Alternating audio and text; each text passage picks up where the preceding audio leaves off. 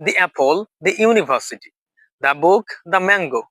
Assalamu alaikum everyone. Hope you all are well. Alhamdulillah, I'm doing great by the grace of Almighty Allah.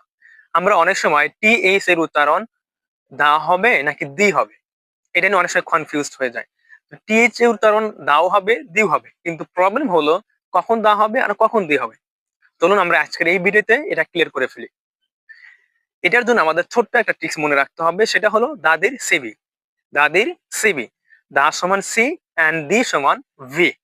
তাহলে TH এর পরবর্তী order যদি consonant letter দ্বারা শুরু হয় তাহলে আমরা বলবো দা, তাহলে টিএইচ এর উচ্চারণ হবে দা।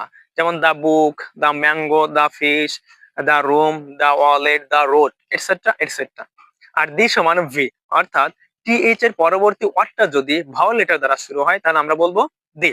যেমন the apple, the ice cream, the egg, the orange, the university, the umbrella, etcetera. তাহলে মনে রাখবেন ছোট্ট একটা ট্রিক্স, দাদির সিবি, অর্থাৎ টিএইচ এর পরবর্তী ওয়ার্ড যদি কনসোনান্ট লেটার দ্বারা শুরু হয় তাহলে হবে দা, আর যদি টিএইচ এর পরবর্তী ওয়ার্ডটি ভাওয়াল লেটার দ্বারা শুরু হয় তাহলে আমরা বলবো দি।